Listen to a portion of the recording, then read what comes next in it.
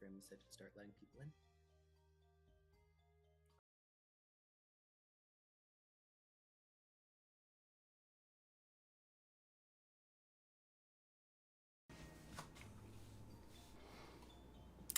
Hello, everybody.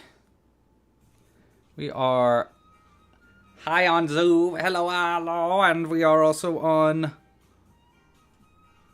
YouTube. Hello to the YouTubes. If you are watching on YouTube, I don't know if a lot of people are watching on YouTube because I don't think it's public. But if you are, hi. Everybody. Let's mute that.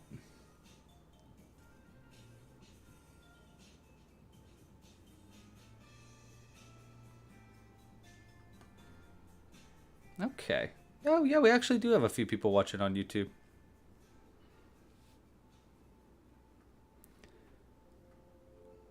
Okay. All right, we're going to give people a few more minutes to join in, and we'll get rocking and rolling very soon. I'm going to grab everything that I need. What do I need? I need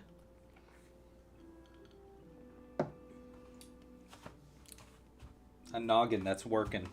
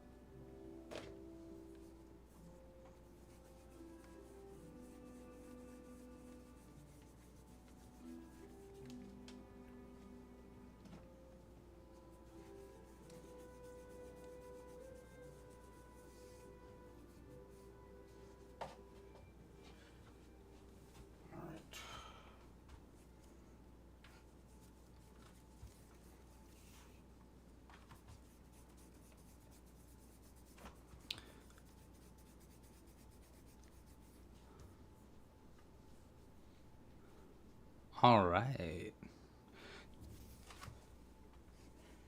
Got my yarn ready. Are we recording it? I don't remember. Yes, it is recording. Oh, the audio has been going on YouTube the whole time. That's all right. Hello, everybody on YouTube. Okay. I think it's just about time to get rock and roll. And how is everybody today? Hope y'all are having a good day. Hi, Christina. I love your cartoony background. We are live on Zoom. By the way, heads up, Cooper is in his Halloween outfit. So that's what's going on there.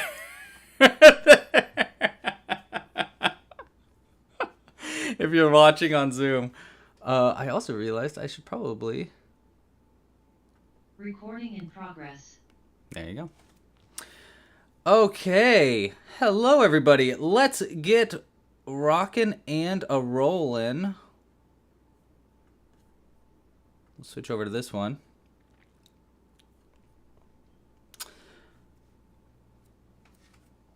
All right. Please bear with me. I have got only a few brain cells right now. Back open the Zoom, and I've got so many windows open. It's wild. Hello. Okay. Let's do it. Welcome to Camp Crochet. Hi, everybody. Welcome to Camp Crochet. Today, we are going to be going in depth in a new tutorial, and then we are going to be doing a crochet along. Not today, but we're going to introduce a crochet along. And let's just go through orientation. That sounds good. Hi, everybody. I'm Louie. I'm going to be your teacher and counselor today. I've been crocheting for a long time. And today we are going to be learning some lessons in crochet for more advanced crocheters. We're going to be learning one of my favorite stitches. If you don't know, Camp Crochet is a series where we do 3 different parts in one. So it is a workshop. Today's workshop we will talk about in a second, but we are going to be learning a technique in our workshop. Then we'll do a crochet along utilizing the technique that we learned. And then we're going to be doing a design along where we'll be designing some amigurumi, also utilizing what we've learned, but it'll also give you some in-depth look into the design process. Let's talk about our agenda today. For today's workshop, which is going on right now, that is what you are currently watching. It is Beyond the Bobble Stitch. This is going to be a deep dive into my favorite stitch ever, the Bobble Stitch. It's probably the most versatile stitch for amigurumi. If you're watching this after the fact, obviously you can fast forward. If you are watching this live, well, hello to the chat on live. If you're watching on Zoom, hi. If you're watching on YouTube's live stream, hi. But yeah. So that's what we're doing today. Then tomorrow for our Camp Crochet Along, we're going to be crocheting Bubble the Cauldron. This is a brand new pattern that I just finished, and it's going to be a great opportunity for us to practice our bobble stitch and make something really, really cool. We'll show it off a little bit later in today's stream as well. And then for our design along after our crochet along tomorrow, starting probably around 5 p.m., we're going to be making a custom minigurumi that will be designed live with you. Okay, one other thing I wanted to... Oh, wait, actually, let's go through some important info, and then we'll talk about the other important thing.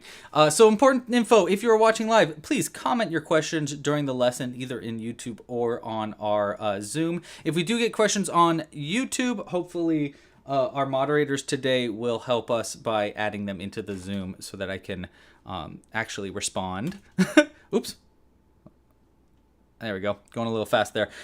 Please be respectful. You are on camera if you are on Zoom. So, you know, and if you're under 18, please just turn off the camera. We just want to be safe and for safety and privacy. Feel free to come out in today's today's Zoom. I saw that some people are only going to be able to make it for a couple of minutes in today's Zoom, but just wanted to show their support. I really appreciate that. There is no big deal. You can come in and out. In fact, this will be available for rewatch afterwards.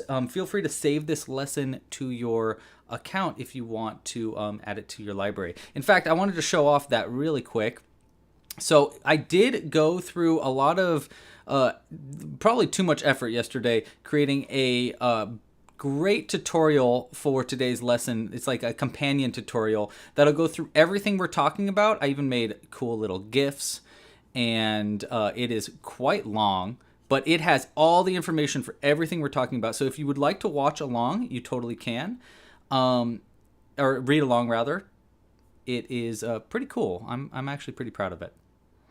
Okay, well, there's my face. Let's rock and roll and jump into today's workshop. So today's workshop will be Beyond the Bobble Stitch. And let's jump right into it. Oh my gosh, I'm always so nervous when it comes to these. I don't know. It's always nerve-wracking. All right, so first off, let's talk about what is a bobble stitch. A bobble stitch is probably one of the best ways to create intricate details in your amigurumi. It's often referred to as BO for short. You can use it to make so many different little bits and bops on your crochet, and it might sound surprising that this is actually the most one of my most used stitches, other than the single crochet, which I use for pretty much everything. But the reason it's one of the most used stitches for me is because normal stitches like double crochets and half double crochets, those end up only really adding height to your crochet and leaving big holes, whereas something like a well-placed bobble stitch will create you can use to create toes and limbs and details in ways that pretty much no other stitch can do. There's a bunch of different variations of the bobble stitch as well, which we'll also be talking about today. But let's start by talking about how to crochet a bobble stitch. So I'm going to be focusing on bobble stitches specifically for amigurumi, but you can use bobble stitches to make in blankets. You can use them in clothing. There's so many different ways to use bobble stitches, and I am curious if you do have ways that you like to use bobble stitches that aren't in amigurumi. Feel free to let us know in the chat, because I am very curious on how other people do it, because I'm usually 99% of the time making amigurumi. So I'm using single crochets and then bobble stitches in between. But let's learn about first how to make a bobble stitch. So I'm just going to single crochet a couple of times away here. I have this example piece here. This is just a long crochet or a big ball that I'm crocheting. It's about I think it is 32 stitches in total. And the idea here is I just wanted enough space to create all the bobble stitches that we're going to be making today in this one piece. So first off, let's show you how to do what just a normal bobble stitch is. So for a bobble stitch, you want to yarn over on your crochet and then insert into the next stitch. Now, I think a lot of people already know this, but just to be sure, insert into the next stitch, then yarn over again with the end attached to the ball and pull it under the stitch like that. You should have 3 loops on your hook. A bobble stitch is basically like a bunch of double crochets mashed into one spot. So we're going to get going on a double crochet by yarning over again and pulling through just 2 of the loops on the hook. 1 and 2. That's going to be the main repeat for a bobble stitch. You're going to be doing that repeat a number of times depending on how big you want your bobble stitch, and we're going to talk about those variations in just a second. But let's start by just finishing up a regular bobble stitch. A classic bobble stitch is going to be 4 of these repeats put together. So let's go ahead and do another repeat. We yarn over, we insert into the same stitch we just worked into. That's going to be really important. Whenever you're making a bobble stitch, you want to make sure you're working into the same stitch. Then you yarn over again and pull it under the stitch. Then yarn over and pull through 2. 1 and 2. That's going to be our repeat. There we go. We got 2 repeats already. Now technically this already could be a bobble stitch if we just yarned over and pulled through all 3 of them. But again, for a classic bobble stitch, we want 4 of those repeats. So we've done 2. Let's do another one. Yarn over, into the stitch, yarn over and pull it under the stitch, going over the stitch, yarn over and pull through 2, 1 and 2. There's 3 repeats. And now one more for a classic bobble. We yarn over, into the stitch, yarn over, pull it under, then yarn over and pull through 2, 1 and 2. To finish a bobble stitch up, all you need to do is yarn over and pull it under all the loops on the hook. Now for a classic bobble, because we've repeated that 4 times, we have 1, 2, 3, 4, 5 repeats on the hook. The reason we have 5 loops on the hook. The reason we have 5 loops and not more or less is because we have 1 loop from the very beginning and then we have 4 loops from the repeats that we've made. That's going to be a little important later when we are making more advanced variations, as you want to know how many loops are on your hook before you pull it through. So for our case here, we have a classic bobble. We want to yarn over and just pull through all the loops on the hook. For a bobble stitch, it's easiest to really twist your hook to line it up with the holes and scoop it, because all the loops there can have a tendency to accidentally hook onto your crochet. So we'll scoop it all the way through like that. Now when you finish a bobble stitch, like 9 times out of 10 when I finish a bobble stitch, I want to do another single crochet right after the bobble stitch. And the reason is because I don't want to do another bobble stitch right after it, because it will end up leaving holes in your piece and it just gets really cluttered. So I usually like to put a single crochet after and before every bobble stitch that I make. Sometimes that's not the case, but 9 times out of 10 that is going to be the case. Your bobble stitch is going to have a tendency to come out, go one of 2 ways. It's either going to come outwards the way it is right now, or it's going to go inwards like that, which will be pushing it to the back of your piece. You pretty much always want to have it pushing outwards. Sometimes, very rarely, but sometimes I like to use bobble stitches and force it inwards like that. That's a great way to create like holes and stuff, but we'll talk about that more in our utility section of today's lesson. Okay, so that's the gist of what a bobble stitch is. Now, there's so much more to a bobble stitch than just that.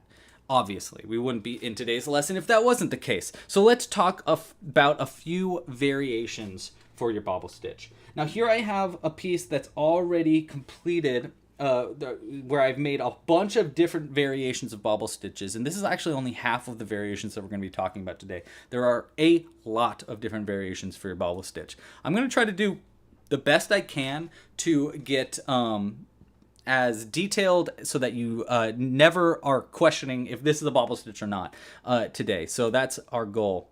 So let's talk about the main variations for bobble stitch. The main variations, there's going to be 4 that I like to use. Now, I will admit I named these variations myself.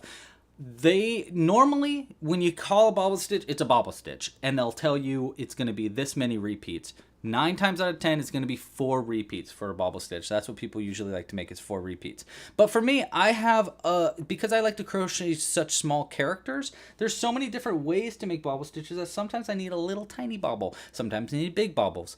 So I basically have 4 different versions of a bobble stitch that I like to use. We have the bump. That's going to be this little guy right here. That's going to be just 2 repeats of that bobble repeat in a row. So basically 2 double crochets put together. Then we have our mini bobble. That's going to look like this guy right there. That is going to be 3 repeats put together. Then we've got our classic bobble, which is the one we just made. Looks like that. That's going to be 4 repeats. And then finally, our bulky bobble, which is this big guy right here. That's going to be 5 repeats. I usually do not like to make more than 5 repeats because it gets really messy and honestly really difficult to crochet. It also messes with your tension, which we'll talk about in just a second. But those are the 4 main ways I like to make bobble stitches. Let's talk about what I like to use those for. We will talk about this more in utilities, but just for reference, bumps like this are going to be used for making very small bobble stitches. I like to use this for things like arms and legs for my mini gurumis, which is shocking that I do not have a mini gurumi right here. Usually I do. Ah, there we go. Little goblin. Okay, so these their arms and legs here are going to be bumps. So that's a great example of why I would ever want to use that small of a bobble stitch. They also are really useful for making eyes for your amigurumi, especially if you're making smaller eyes. So like in our cauldron, which is going to be our lesson later today, our eyes here are made with bumps instead of bobbles because they're the perfect size, especially for 6mm eyes, to add eyes to your piece. Then there is the mini bobble, another stitch that I use mostly for eyes or for just smaller bumps on my piece. If you see any of my little bonimals here, their eyes are most often made using those mini bobble stitches. They make really good eyeballs. And then just bumps in general for your crochet. A regular bobble is used for pretty much everything, especially noses and things where you want a more visible bump. I use them for arms and legs for my larger goblins. I use them for noses for our... Where is he? Well, I had one somewhere, but a Bigfoot.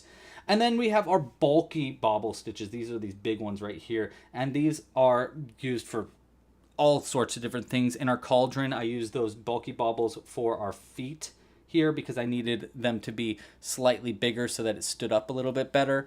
So those are what I'm using those variations for. Now, before we get into the more other variations today, I wanted to talk a little bit about tension in your bobble stitches because that's going to be really important. So let's go ahead and get another bobble stitch here started.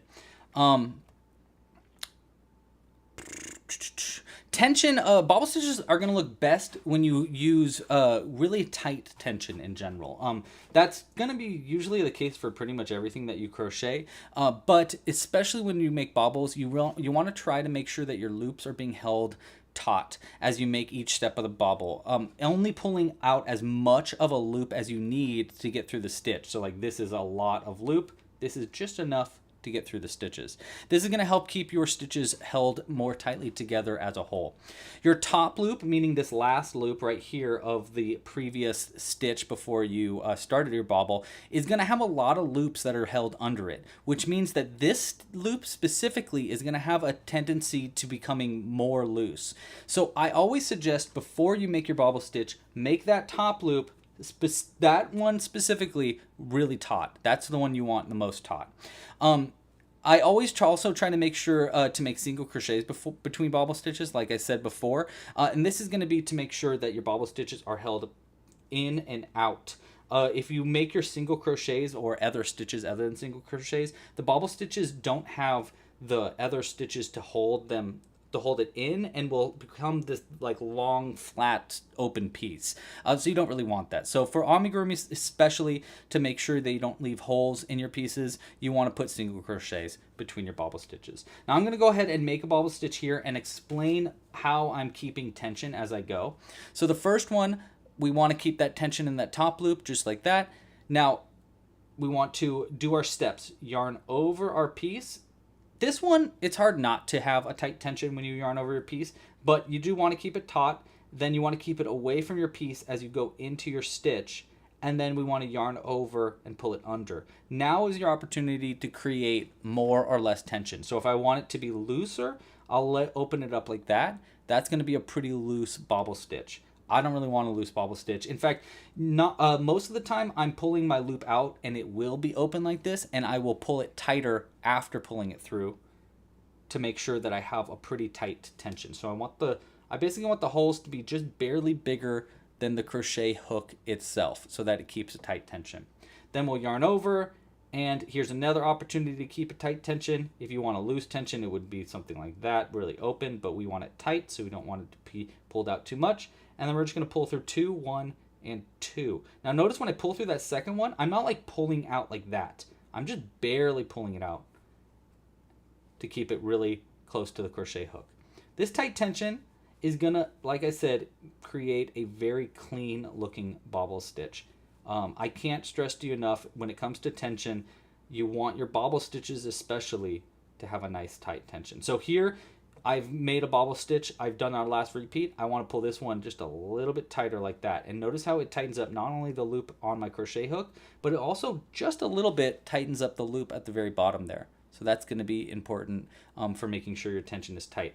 If you are crocheting throughout this and you're not consistently creating a tighter tension as you're making your bobble, then you might have parts of these steps that are looser than others, which are going to stick out like a sore thumb later on when you finish your crochet up. You're going to have little bits and pieces that are kind of like looser than other ones.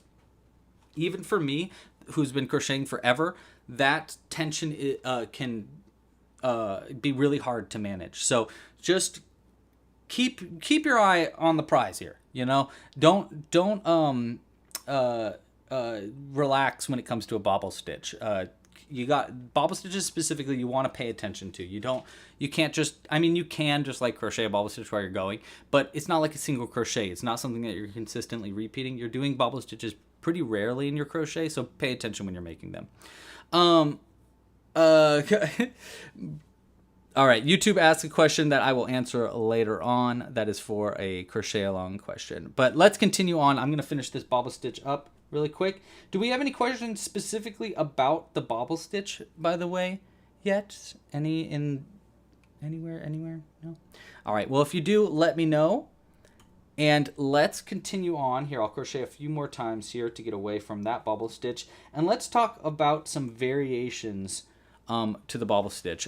These will be, I'm going to call similar stitches. These are not bobble stitches really. These are stitches that are very similar to a bobble stitch in that it creates bumps on the outside of your crochet, but they're not made the same way as a bobble stitch. Some of these I really don't use very often for my crochet, but it's important to know. And in researching this topic specifically, I realized that there could be some utilities in these other stitches that I've never used before that I think I might try. So let's look at some of those. Let's start with the popcorn stitch. This one, a lot of people call a bobble stitch, but it's not a bobble stitch at all. That's going to look like this fella right here. It's like this really, really pronounced like bump on the outside, and it creates this kind of little point at the bottom, especially when you're making it for amigurumi. There's a bunch of different ways to make these popcorn stitches. They are often referred to as POP or POP or PC for abbreviations, and there's a few different ways to make them. They're essentially a bunch of double crochets put together, and then like it's not like a bobble stitch where you're doing half of a double crochet repeated 4 times. Instead, you're actually double crocheting multiple times, and then you're connecting all of those with the slip stitch. Let's go ahead and make one real quick. So for a popcorn stitch, you can do this with a triple crochet, you can do it with a double crochet. I've never made one with a triple crochet. I think that's the normal way people do it, is with the triple crochet, because you're usually working it on blankets and stuff. But for amigurumi, that's just way too big. You just don't need a bobble stitch that big for your crochet. So instead, I like to do double crochets. What we're going to do for this popcorn stitch is we're going to do 5 double crochets, or triple crochets if you want to try that, into the next stitch. So I'm just going to yarn over, go into the stitch, yarn over again, and pull it under, then yarn over and pull under 1 and 2, and then we're going to yarn over again and pull under 1 and 2. So unlike a bobble stitch, I'm not stopping halfway through that double crochet. I'm completing that double crochet, and we're doing that 5 times. So I'll just go ahead and make 5 of those. Here's our second and third. And like I said, popcorn stitches usually aren't utilized very often in my crochet, but I could definitely see how this could be useful, especially for making things like witch noses and stuff like that. All right, so once you make 5 double crochets into your piece, you're going to have this big fan looking thing like that. What you want to do for a popcorn stitch is you want to actually pull your loop out and pull your hook out of your loop. Then you want to go into the top of the first double crochet you made. So that's going to be this stitch right there, into the top of that stitch. And then we want to hook onto the loop that's out of the outside of our last stitch. So just like that. And then we just want to pull that loop through the loop that our hook is on. So we just want to pull that and twist it and scoop it under like that. And that's going to create our popcorn stitch, this really big open stitch. Now, there's a few reasons I actually don't usually like to use this for amigurumi. The first is that it is obviously very large. It's a very large bobble. I'm going to do a single crochet right after it right here. And you're going to see another reason why is because, see that opening right there?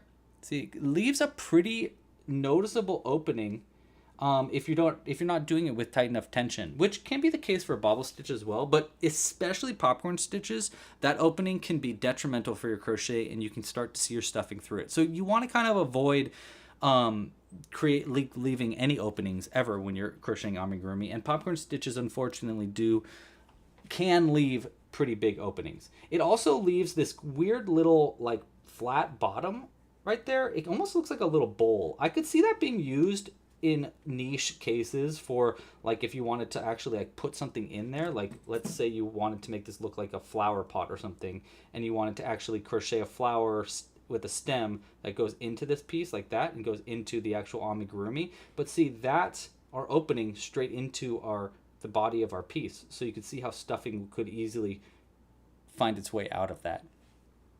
Okay, so that is going to be our popcorn stitch. Let me know in the comments if you guys have any ideas on how you would utilize that. Like I said, I could definitely see that being used for a witch nose or even like a big troll's nose or something. I could see it being really useful for certain things, and like hands, maybe fingers too. Pretty much utilities that I would use for a bobble stitch, but if I wanted a really big one. And that's going to be a popcorn stitch, our first similar stitch. And next up, let's talk about the puff stitch. The puff stitch is often confused for the bobble stitch. A lot of people call things puff stitches when they're really bobble stitches, and vice versa, but they are definitely different stitches. Let me show you a puff stitch here. This right there is going to be our puff stitch. A puff stitch is going to be made pretty similarly to a bobble stitch, which is why people often get them mistaken, but it will sometimes leave an open gap on one side, so you want to watch that. For amigurumi, it can look a bit messy and gives the opportunity for stuffing to poke out, but also it the little loops here can have a tendency to get pulled out of your piece and leave like really open or like loops on the outside of your piece. This is going to be worse for our I believe our next stitch, which is called the bean stitch, but for a for a puff stitch, this can also happen. So you can actually pull these loops out, and it pulls the other loops because it's all using the same yarn, so it'll pull the other loop out as well. So it has a tendency to become loose and open, which is not going to be great for amigurumi unless you're using it for niche cases. But it does create this really, if it's not pulled out, it does create this nice looking tight little bump. Look at that. It looks really cute, honestly. But like I said, because each loop's tension is only being held by one main loop under it, we're going to learn how to make it in just a second, but you're going to see that. Over time, as the stitch gets like tweaked and pulled, it can loosen up and lose its bumpiness. So that's the reason why I'm not often using puff stitches, but you can see why it gets mistaken for a bobble stitch pretty often. Let's go ahead and make a puff stitch really quick. They're actually pretty easy to do. They're essentially the bobble stitch with one less step. So what you want to do for a puff stitch is you want to yarn over your crochet hook before entering your piece, then go into the next stitch, yarn over, and pull that under your loop. That's going to be the step. You want to repeat that step 5 times. So you can kind of see how that's going to leave it really open. Whereas in the bobble stitch, we'd yarn over and pull through 2 loops. That's not the case for a puff stitch. For a puff stitch, we just do this many times in a row. We want to do it 5 times specifically. So there's 1. Now let's do it again. We yarn over. We go into our stitch right here. Yarn over and pull it under. Yarn over into the same stitch. Yarn over and pull it under. And you can see this is getting really crowded. It's going to get crowded on your crochet hook. And you're going to end up having 11 loops on your hook, and it's going to look as crowded as it feels. So we got 1, 2, 3. We did 3 repeats. Let's do our 4th repeat. I don't have a lot of room to pull my crochet hook out, so this can also be a little difficult to get into your stitch. And you can see how it's really opening up my hole there, so that's something you also want to watch out for. Tension is going to be really important when it comes to a puff stitch. Alright, so there's our last one. Now you should have 11 loops on the hook. It's kind of hard to count, but 1 at the top here, and then 2, 3, 4, 5, 6, 7, 8, 9, 10, 11 loops on the hook. Then to finish up a puff stitch, all we need to do is yarn over and pull it under all the loops on the hook. This is where puff stitches are most difficult, because it's kind of hard to pull it through all these loops without accidentally snagging a piece. That's and obviously you don't want to do that. So the way I like to do this is just kind of do it 1 loop at a time and really twist and scoop. So I kind of wiggle my way through like that, and I'm like consistently like pulling it a little further and a little further and a little further, a little further, until I'm out all of them. There we go. But that's kind of hard to do. And especially if you're not like experienced, this can be a very difficult stitch to make. But like I said, it can have a lot of utilities. I could see this being used in many different uses for your piece. But yeah, that's our puff stitch. I'll go ahead and do a single crochet after that. Again, you can see how that's going to leave a pretty open loop there. So I'm going to go ahead and try to tighten that a little bit more. So I'll try to tighten that top loop a little bit before I make my single crochet here to try to mitigate that hole if I can. But, you know, you can only do so much. Okay, so that's the puff stitch. I could see it being utilized in many different ways. Let's actually, before I continue to our next stitch, let's see if I can mess up the puff stitch that we made on our example piece here, just to see if it, like, how easy it is to mess this up. So if I take one of these loops here, let's imagine it got snagged on a button because we threw this in our backpack or something, and this loop right here got snagged and it got pulled open like that. That's what's going to happen in a puff stitch. We don't want that. Like, most of the time, we do not want a situation like that. And it's really hard to fix that. Like, that is a difficult thing now for me to fix, because I need to basically make all these other loops match it. So that is the main reason why I'm not utilizing puff stitches very often in my amigurumi. Just the problem with it. It's good to know the cons to every stitch that we're making.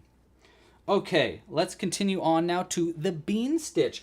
I think this stitch is actually really cool. The bean stitch is made by my friend Philip, aka Sir Pearl Grey. He's the one that introduced me to it, and I have never ever seen it or heard of it before he showed it to me a few years ago. The bean stitch is going to be a great stitch for making little tiny itty bitty bumps on your piece.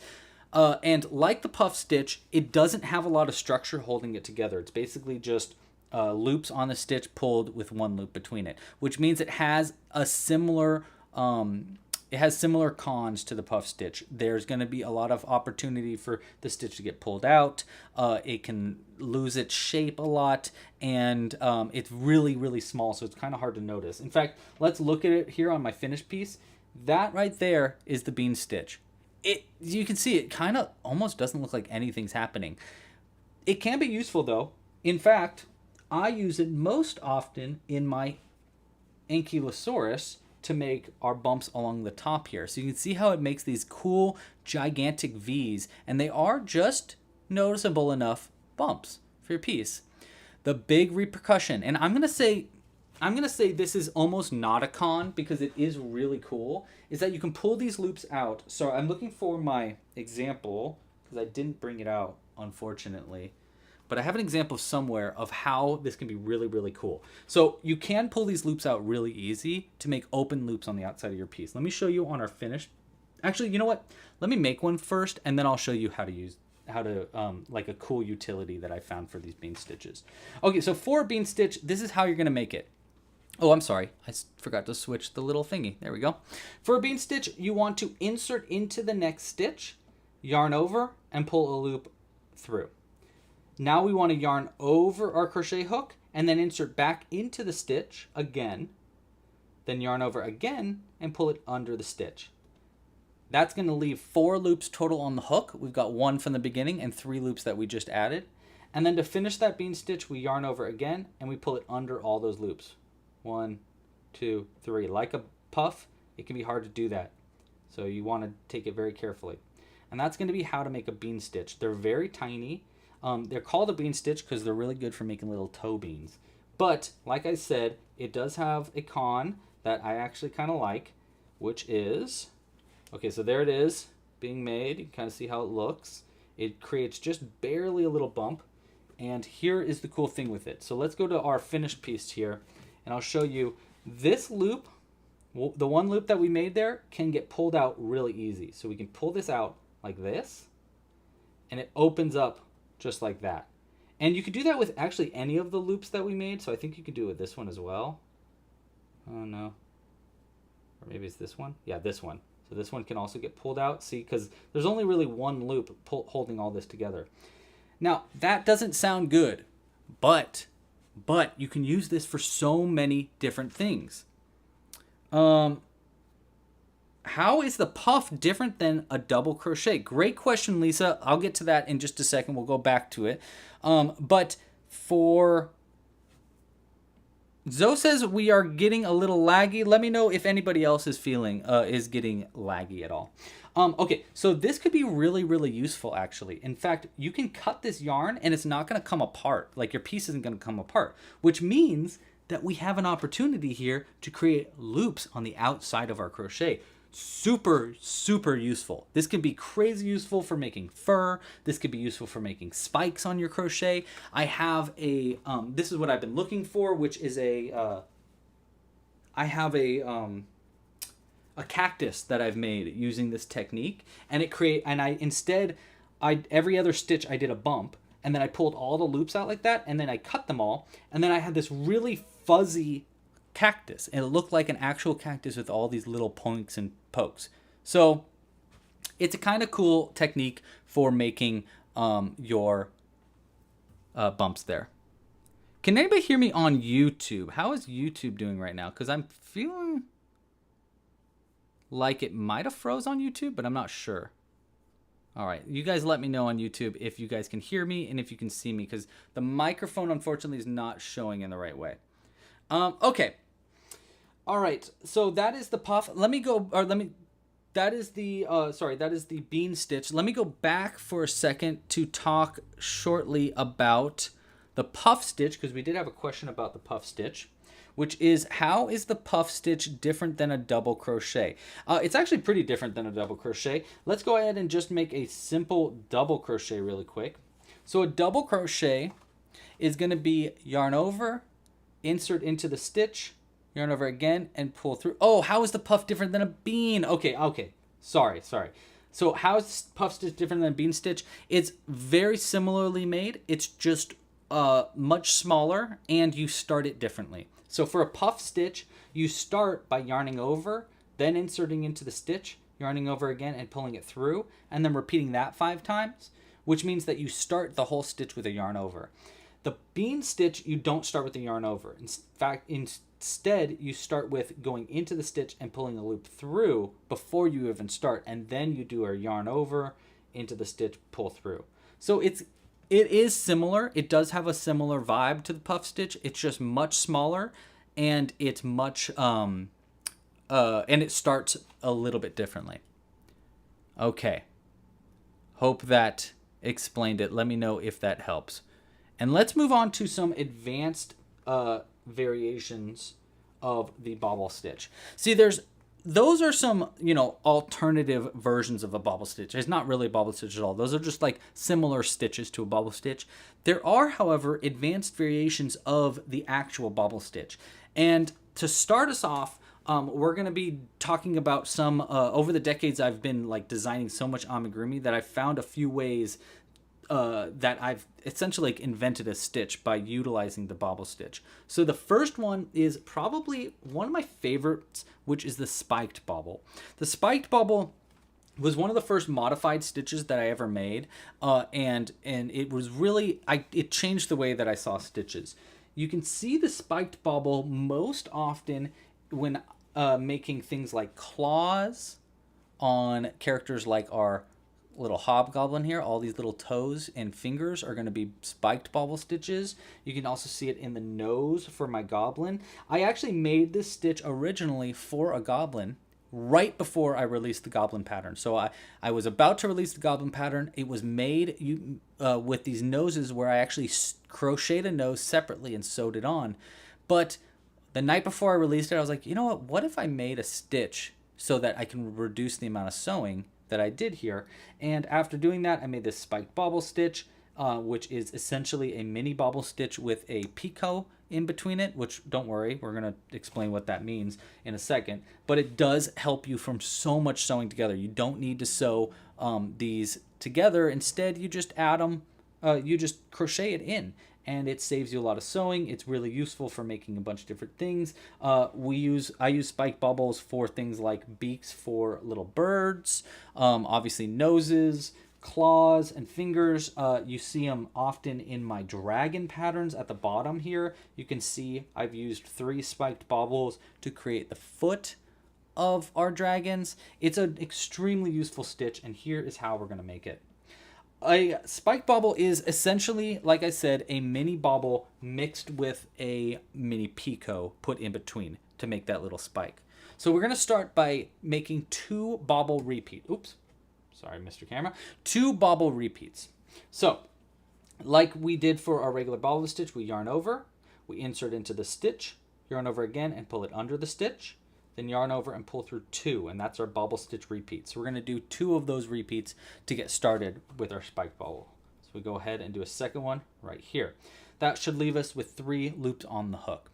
Next, for our spiked bobble, we want to create a mini picot, which is basically you're going to chain 2 and slip stitch into the first chain that you make, which will create a little tiny point. It's kind of how I make our ears for our goblins. However, it's not going to be that easy because you're going to have to make that mini picot with all these loops still on the crochet hook. It really sounds more difficult than it really is. Let's go ahead and do it. So we got our 3 loops on the hook. We want to create a mini picot now. So we're going to chain 2. I'm going to yarn over and pull through just this first loop. 1 and 2, like that. Now, after making those 2 chains, we want to work a slip stitch into the first chain that we make. Pro tip, work into the back loop of the chain. If you look at your chains here, we've got 3 different spots where you can put your crochet hook and make your slip stitch. This is going to be the top loop, meaning it's a loop at the top of your piece. This is going to be the bottom loop. It's going to be a loop at the bottom of your piece. And the back loop is going to be this little bump on the back of your stitch.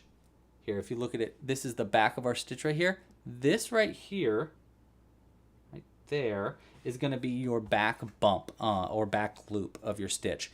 That's where we want to create our slip stitch if we can. Okay, so that's a big, it'll save you a lot of worry later on because it's actually easier to work your stitch after making it into this back bump than rather than the top loop like you normally would make your slip stitch. So there is your pro tip. So we're going to get our crochet hook into that back bump. Kind of can be tough to do. Easiest way I found is with my little pinchers here, I want to poke it and twist it to find that back bump, get it into position, then get my crochet hook just under where that back bump is, and use my nail on my dominant hand to kind of guide it over my crochet hook like that. That's going to be the easiest way to get into that stitch.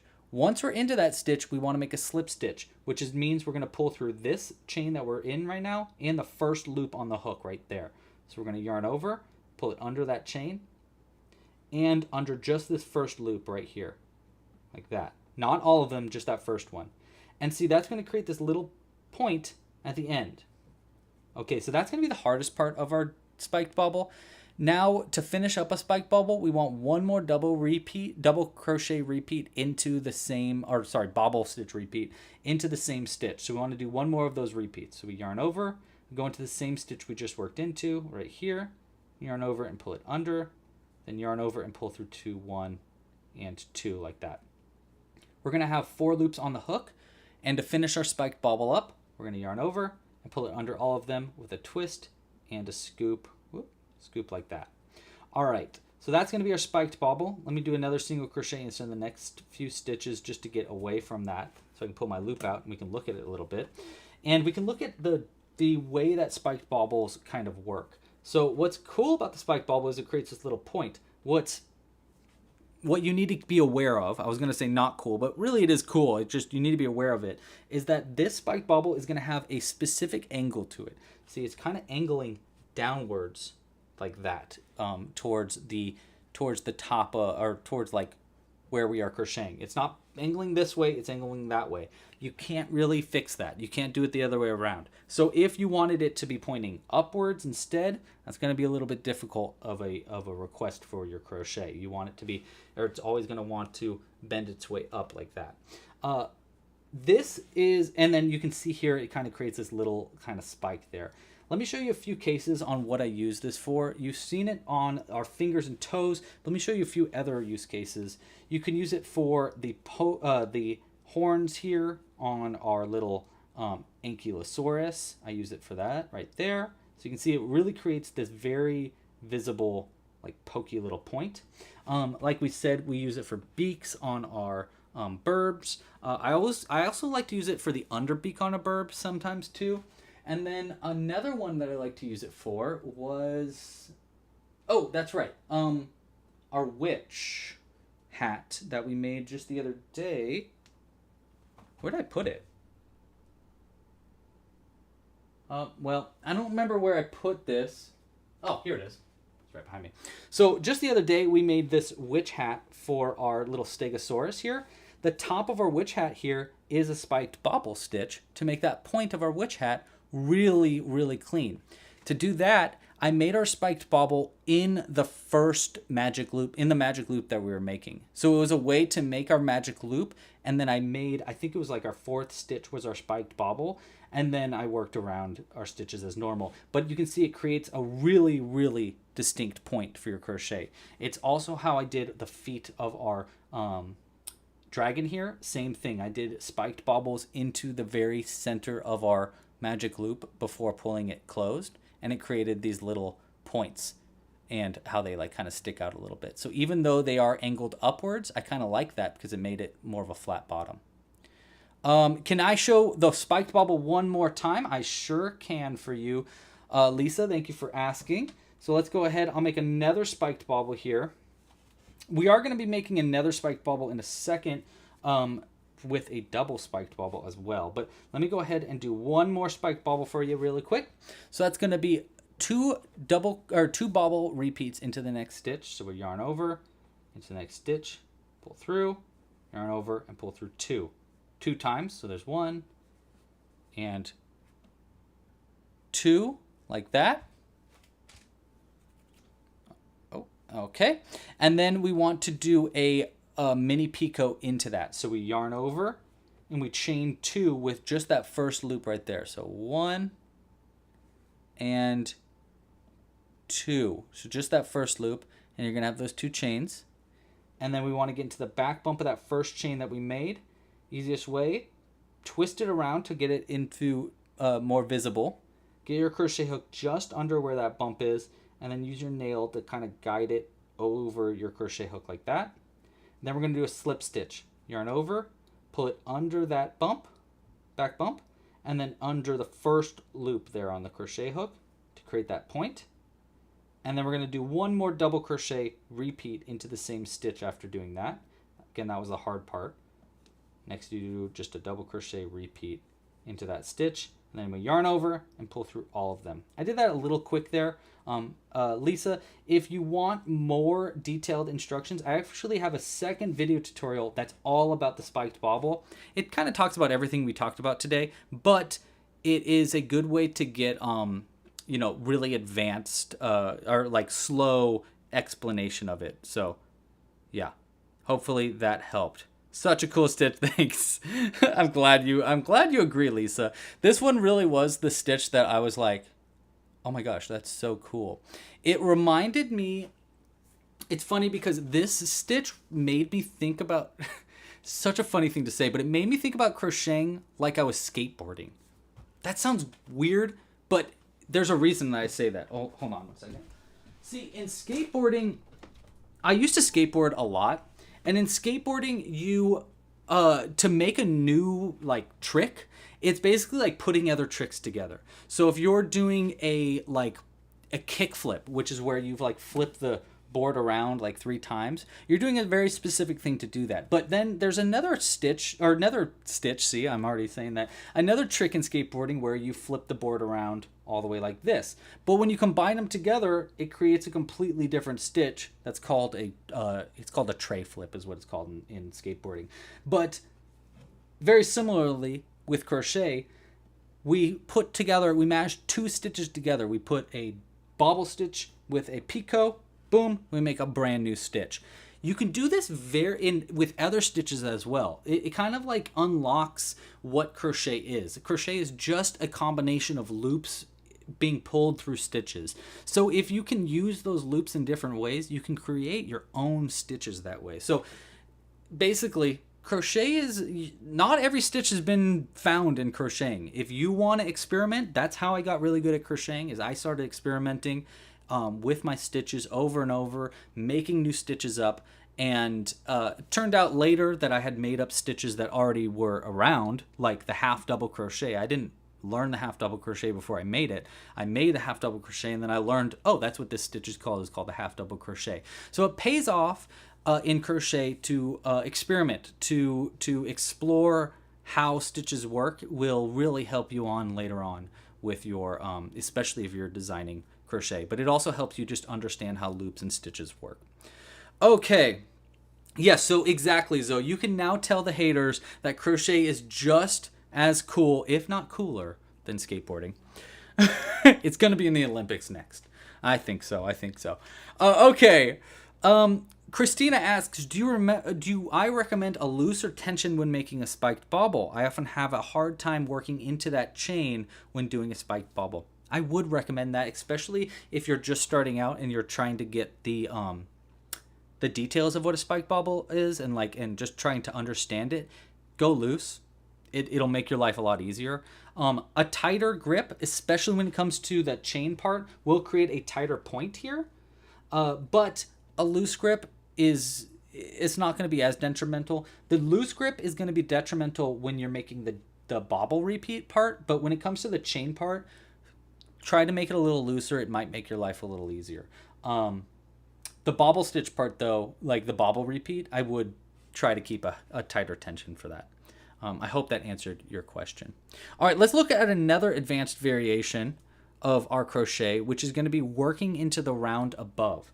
See, like I was saying, crochet is just putting loops into stitches, and you don't necessarily need to put these into these top loops that we are consistently working into. Instead, if you want to, you can work into the loop above that loop, or even above the loop above that loop. Why would you do that, though? Well, it makes your bobbles really big, which is going to be super important for some cases. For example, in our crochet along pattern for this, sometimes we are going to be using bobble stitches to create our bubbles at the top of our cauldron here. Sometimes you want a really big bubble. That's going to be this bubble right here. See how big this bubble is compared to the other ones? That's because it's worked into the rounds above where it is. So it gives it more space to create that bobble stitch to make it really, really big. It's a great way to make giant noses.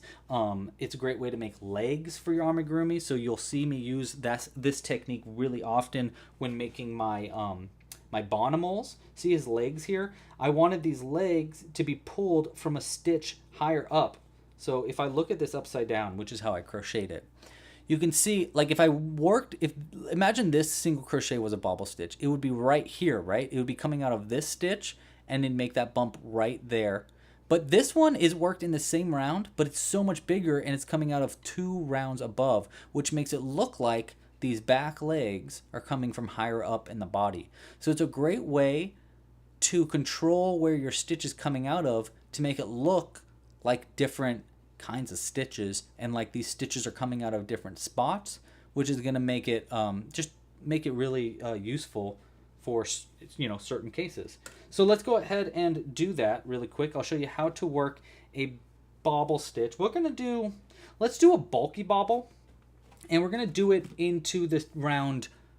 Let's do it into 2 rounds above so you can really see the difference of what that looks like. So this right here is a regular bobble stitch. We're going to do a bulky bobble 2 rounds above. So normally I'd be working right here. That'd be where I'd work the next stitch. But in this case, I want to work 1 round up. Nope, I want to work 2 rounds up. So all the way up to there. Just as an example of how far away you can do this. You can do this all the way up if you really want to. It does make your stitch, like, it's difficult, but it can be really useful. So let's go ahead and do that. We're going to yarn over, and instead of working into this stitch at the top, we're going to go 1, 2 rounds down, all the way down to there, then yarn over and pull that under the stitch. Now, because you have so much room to work here, this loop, you really want to open it up. This is one of the cases where you really want to open that loop up to match the height of the rest of the crochet. The reason you want to do that is if you have it really tight, it's going to pull your piece in, and it's going to start to pull in all of your piece up like that, which will kind of morph the shape of your amigurumi in a way that you probably don't want. So you do need to have a little bit of looseness there for that second step in your bobble stitch repeat.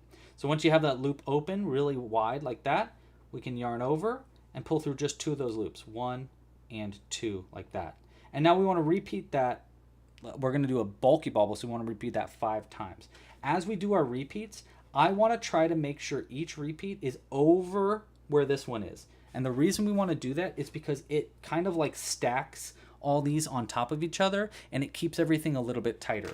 So let's do it again. We want to yarn over, and I'm going to work my crochet hook into that stitch, but I'm going to work it as far right as I can. So I'm going to go in there, and I'm really like making sure that it's pulled to the right.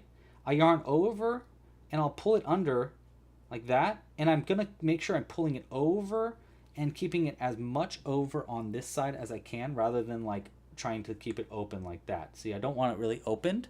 I want it kind of closed in like that. Then we'll yarn over and pull through 2, 1, and 2. Okay, so there's our second repeat. We're making a bulky bobble here, which means that I want to do 5 of those repeats. So I'll do another one. And notice how I'm really pulling a big loop open there. There's 3. And see how it's getting stacked on top of other loops there? That's okay. That's what we kind of want. I don't know if you can kind of tell. See how it's kind of getting stacked? So we're going to do that again down here. Oh, I'm sorry. I forgot to yarn over first. Yarn over, then go into the stitch, making sure it's pulled over, and then I'll pull through 2, 1, and 2, and then 1 more. Yarn over into the stitch, pull through, keeping it stacked on top of the other ones, and pull through 2, 1, and I lost my crochet. There we go. 2 like that. All right, so we got all of our loops on our hook. We'll yarn over and pull through all the loops like that. And you can see how much larger that looks than our regular bobble stitch. It's like twice the size of a bobble stitch. Really useful. The hard thing, and the thing you need to keep in mind, is after making a bobble like this, you want to make sure you work into the next stitch. The next stitch can be kind of hard to find. It's going to be kind of under it. So see here, right here? That's our next stitch. It's kind of like gets tucked under where that bobble stitch is. So that's just something to keep aware of. So we're going to go into that stitch. You might want to pull it over a little bit to find your way into that next stitch, which is going to be right there, and then pull it through, and then pull through 2 like that. And there's our bulky bobble stitch. I'll go ahead and do a few more crochets over to get it out of the way. And let's look at it from the top. All right, so you can kind of see how much bigger that bulky bobble is. This would be so useful for making noses and things like that too. All right, do we have any questions at all in the chat about our bulky bobble or what is going on? How is everybody doing so far? Looks like we don't really have any questions, which is A-okay with me. All right. Then let's keep on keeping on and move on to our next part. Look at that. I got another piece just for this. Because next up, I want to show you probably and this is a great example of how you can get really advanced with your stitches. This is a good example of that skateboarding metaphor that I had before. Is we're going to be making something called a double spiked bobble. So now you're really seeing, okay, we're evolving now. We're turning this bobble stitch into something way bigger, and we're going to make something now called a double spiked bobble. This is a very, very specific use case, which is the legs of dinosaurs. This is what I use to make these legs right here. So it's kind of like 2 of these spiked bobbles put into one stitch, which makes these really cute looking feet for our little T-Rexes. I could see this also being used to make spines, especially if you want to make like some kind of like mutant with weird spines. But the important reason why I wanted to show you this technique is because you're seeing how we're combining other stitches together to make a new stitch. This is going to be combining 2 spiked bobbles together and working into the round above to make that stitch. So let's go ahead, get this next piece started here, and I'll show you how to do that. And let's go ahead and make that double spiked bobble. So for a double spiked bobble, again, this is very rare that you'd want to use this, but just for reference, I'll do 3 single crochets to get closer. This is a very difficult stitch to do, in my opinion.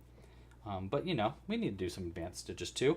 We're going to do 2 bobble repeats into the round above. I would normally work 2 rounds above, but I'm just going to do 1 round above. And we're going to work 2 double repeats into, or 2 bobble repeats into this stitch right there.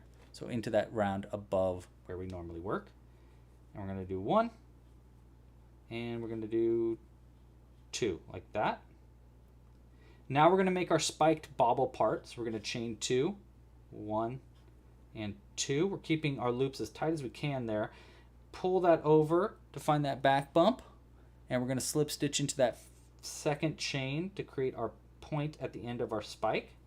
At the end of our bobble to make a spiked bobble. 1 and 2.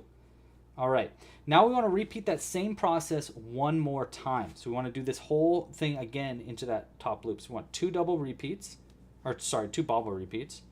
So that's 1 bobble repeat, and then 2 bobble repeats, 1 and 2, and then we want that spiked bobble, we want to do that mini picot again. So we chain 2, get into the back bump of that first one right here, and do a slip stitch. Pull it through and pull it through the loop on the hook like that. All right, so there is our 2 points. Now we want 1 more of those repeats in that same stitch. We'll yarn over, get into that same stitch down here, and do 1 more of those repeats. 1, 2, and we're going to have 1, 2, 3, 4, 5, 6 loops on the hook. Yarn over and pull it under all of those loops to finish up our double spiked bobble. And that's going to get you so much extra credit. Wow, super useful. It is really useful. I say that jokingly, but it really is a very useful stitch that you can use, that I could find so many different utilities for later on. But it's a good one to keep in your back pocket. And again, it gives you the idea of how to use bobble stitches in weird ways. All right, so those are our advanced variations. Next, let's talk about color changes. This takes our bobble stitch technique to the next level. There's so many ways to do color changes within this bobble stitch. There's all these opportunities to create different versions of bobble stitches by simply changing colors as we go. let me show you what we can kind of do with this. So pull my way over there. Now, obviously, we can do, ooh, there we go. Zoe says that our double spiked bobble, great for cloven hooved critters, like maybe you're making like a goat or something. Could be really useful for that. In fact, we're going to be looking at another way to make goat eyes in a second as well. So let's talk about color changes here, or Krampus. Yeah, good point there. Color changes. So you can do color changes within a bobble itself. Here's a little miniature version of myself. Do I still look like that? Well, I think kind of. I actually made this a long time ago, probably 8 years ago now. Yikes. That's crazy. It's also a little finger puppet, which is just kind of fun. All right, so for this little finger puppet me, you can see our arms and legs here are made with bobble stitches, but they're halfway color changes so that the top looks like a sleeve and the bottom looks like my hand, and the top here looks like my pant and the bottom looks like my feet. We can do that for other pieces as well. Here we have Boba Fett, and you can see I've done something very similar where the hands are different stitches. The feet here, only a few loops there, are changed colors to create little toe looking things. And this is going to be how we can utilize color changes within a bobble stitch to make all these kind of variations. Here we have Ganondorf. Look at his little feet. They're looking crazy. And that's going to be because we've done so many different colors in that one stitch. It's a really fun way to utilize a bobble stitch in a different way. So let's go ahead and look at that. We're going to start by talking about the top loop of the bobble. So the top loop of the bobble is going to be the loop that we make before we pull through our stitch. So if we go and we undo this single crochet right there, and we're going to do just the top loop of this next bobble, and it's going to help us to learn how to do color changes in general, which is going to be really important for the rest of this as well. So when we want to do color changes, the first thing we want to do is we want to lock the new color into place. So I'm going to place it in between the two loops on the hook and the one attached to the ball like that. And I'm going to hold it down with my index finger of my dominant hand. Now for the top loop of the bobble, we want to change straight to this new color. So I'm going to flip under with our new color, which is red here. Flip it under the old color so that it's on top of it like that. And then we can yarn over with that new color and pull it through our two loops, 1 and 2. Now for a bobble stitch here, we could make it all in red, but I just want to show how this top loop is going to change how it looks. So instead, we're going to do our bobble stitch in our cyan instead.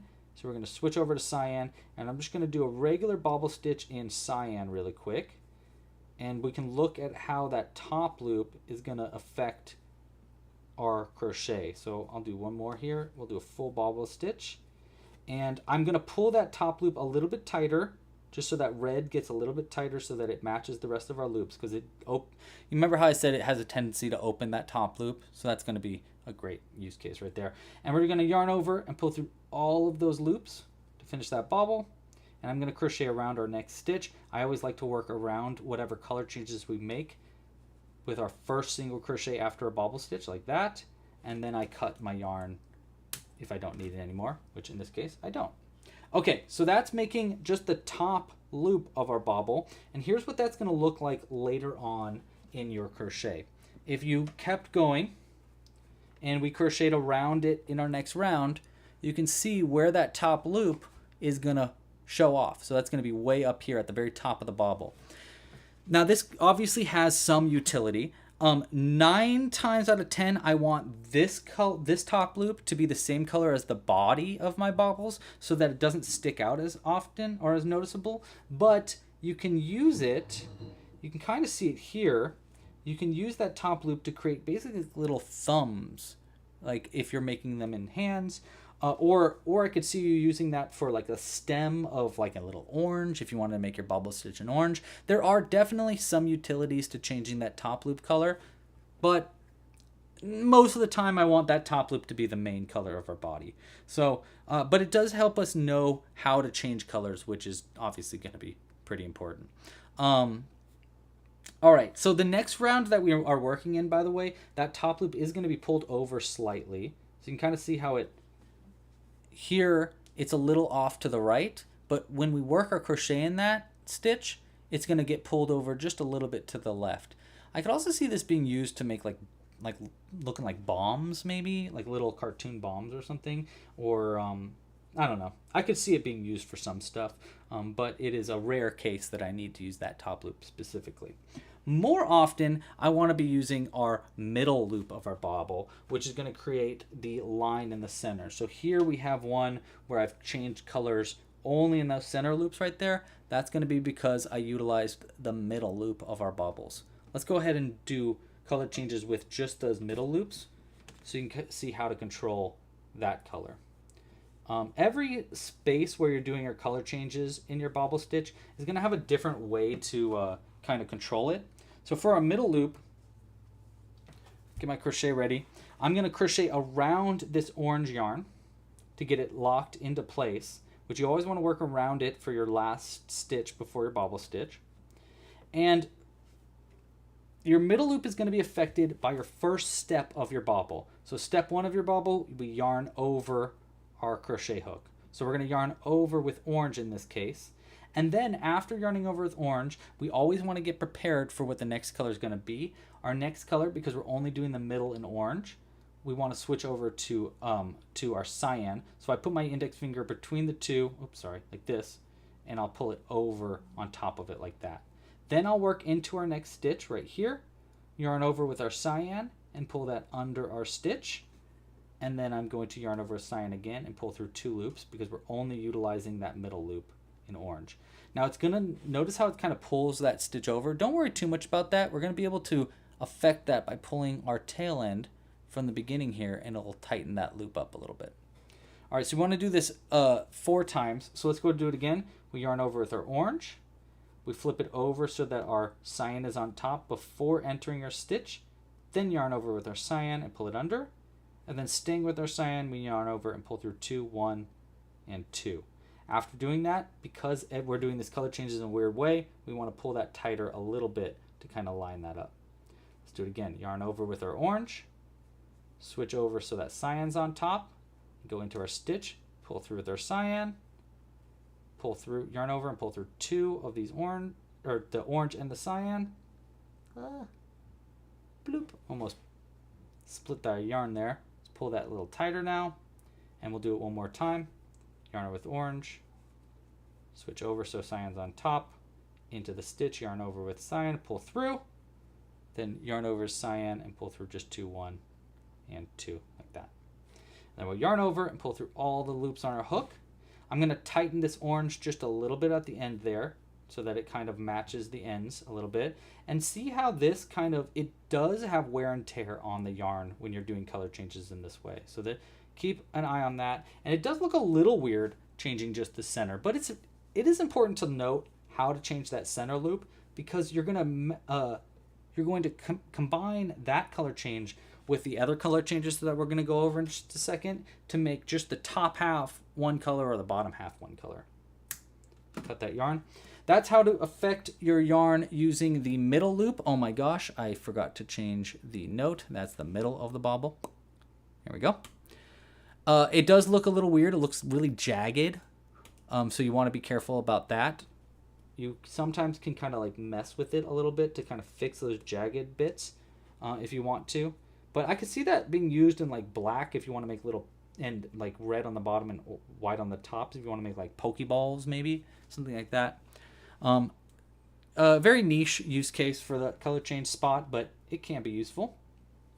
Next up is the bottom half of your bobble, which is going to be how you make this bottom part a different color. So that's going to be our second,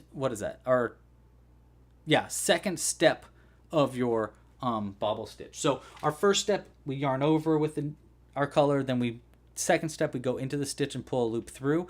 That's the loop that we're changing colors in here to make this bottom half of the bobble a different color. So most of the time, this bottom half is going to be, like in this case, in my arm here, I make that bottom half only in black so that the sleeve, it looks like my sleeve because I'm turning it all upside down at the end. So it makes it look like my sleeve is a different color. This is also useful for making like flower pots. If you are making a Here we go. So here we're making, oh, actually, no, sorry, that's the top loop there is a different color. But you can use this for making things like strawberries and stuff for your crochet. So it can be very useful changing just this top loop. Let me show you how to do it though. So we're going to crochet around our next color, which is I'm just going to use yellow here. We're going to crochet around it. By the way, if I'm going too quick for anybody or anything like that, obviously, please feel free to ask any questions. I am all ears. Reese says we're all good on the YouTube side. Yes, okay. All right, so we are making the bottom half of our stitch here in yellow. So our first step is going to be normal. We're going to yarn over with our cyan. For our second step, we're going to change over to yellow. So before we even enter into the stitch, we're going to pull that yellow over the cyan. Then we go into our stitch, yarn over with our yellow, and pull it under the stitch. Then we're switching back over to cyan. I always want to change colors in the same direction, so I'm switching it under like that. The reason I do that, by the way, is it locks that color in place. So it keeps everything locked in place. It does have a tendency to like kind of candy cane your yarn up, and you probably are going to have to like untangle your yarn later on, but it is really nice to keep your yarn locked in place in a good way. So we switch over to blue, yarn over with our blue, or cyan rather, and we're going to just pull through those two loops, 1 and 2, like that. And you see that little, see this little bit right here? That's going to be affected by our original tail end. So if we just pull that tail end over, it kind of hides it into the back.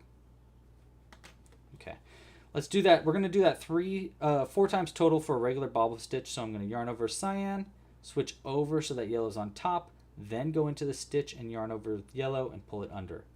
Then switch back over to cyan, flipping in the same direction. We're going to yarn over cyan and pull through just 2 of those loops. Oops. There we go. Pull that a little tighter. After every step when I'm doing color changes, I'm always tightening my stitches up.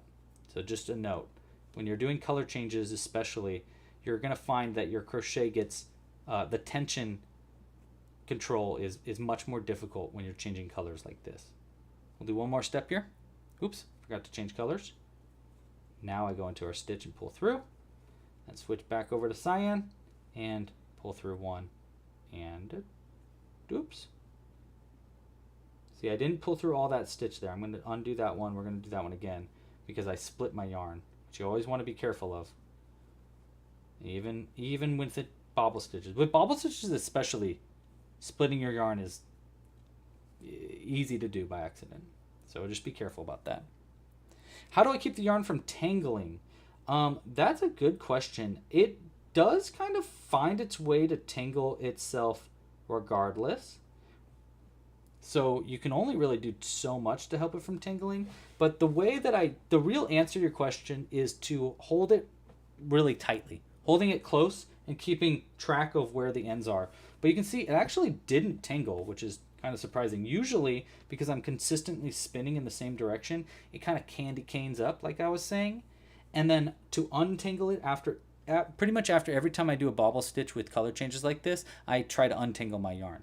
You either can pull these loops under and out, or cut them. Cutting your yarn after you're done with it, clutch. Really, really good way to keep everything not tangled up. I'm going to do a single crochet in the next stitch right here. You always want to single crochet around it to keep it in place, and then you can cut it. But the real answer to your question is that I untangle it after each bobble stitch to make sure that I'm starting the bobble stitch without a tangle. And as long as your bobble stitch isn't getting too complicated, you can usually get away without it getting too tangled up. In some cases, like if you're making your legs of your T-Rex, it's an extremely complicated bobble stitch in general, so it has the tendency to tangle up. So you just need to focus. It's hard to say, but it's true. Like, you just need to keep focused as you're doing this bobble stitch so that you don't accidentally tangle. Also, twisting that yarn in the same direction each time will help you to keep from tangling up. If you're switching up how you're changing colors, that can tangle you up even worse. Okay, so that's the bottom half of the bobble. Now let's talk about the top half of the bobble. The top half of the bobble is going to be the third step in our crochet. So for our third step, we yarn over and we pull through those 2 loops of our bobble repeat. That's going to be the step 3 of our bobble repeat, right? So for that step, we can change colors in that step as well. And that's going to create the top of our color change, which is going to look like this pink one right here. That's going to create these colors at the top there. This is how I do those flower pots in that, what I was just showing off, which is this.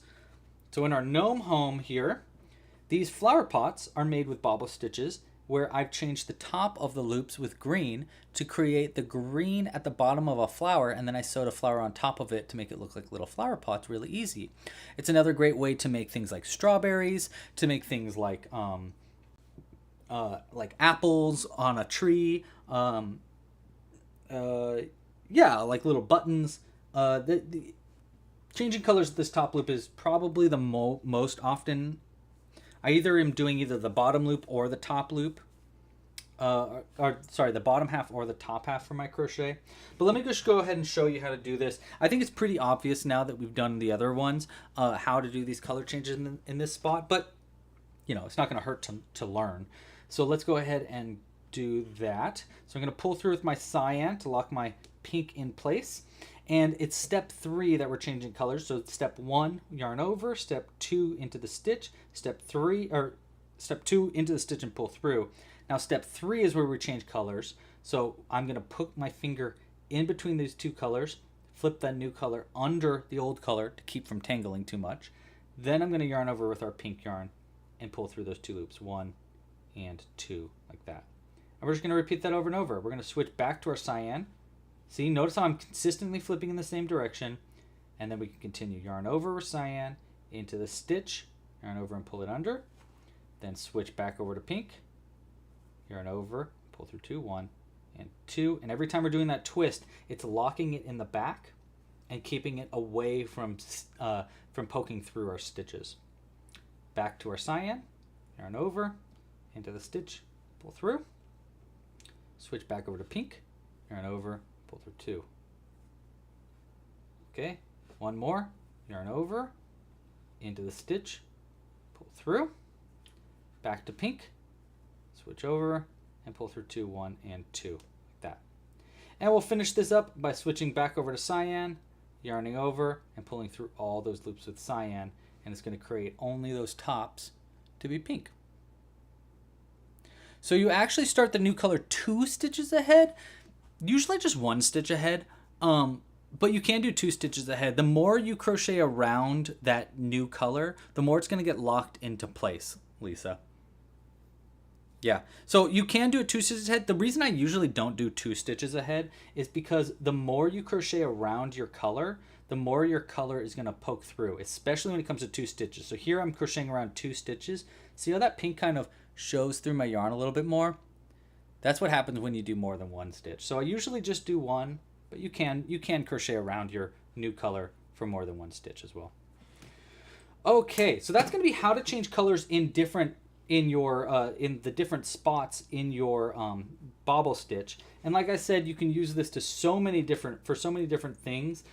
It can be really difficult if you're doing like color changes for all 3 parts. You can do it. In fact, here on our Gannon here, you can see here's the arms. That one's done where every color of our bobble is different. So the top is black, the middle part is beige, and the top part is brown, which is going to give this look where he's got a sleeve and he's got like a little marker in between the sleeve, and then this down here is supposed to be his skin tone, so it makes like a more intricate bobble stitch. It looks really detailed. Okay. But like I said, it gets more and more complicated the more color changes you're doing within your single bobble stitch. Okay, so that's the top half of your bobble. The next thing I want to show you is how to do vertical bars. This is probably even more useful than changing colors horizontal, is changing colors vertical. So I have found myself using this most when it comes to making like cat eyes or dragon eyes. It looks something like this. Basically, we're going to change colors so that only one of the repeats is one color. So that the first color is one, second color is something different, third color is something different. And you can see it makes this really cool looking like little dragon eye or cat eye kind of look. It can be really, really useful. In fact, you can use it, you can change colors just in the front, in each part of this too. So you can have it 3 different colors so it looks like a beach ball or something like that. So it's a really good way. And obviously this is just a mini bobble here. That's how I make it so it looks like these. So there's only 3 parts. If I had 4 parts, it wouldn't look as clean.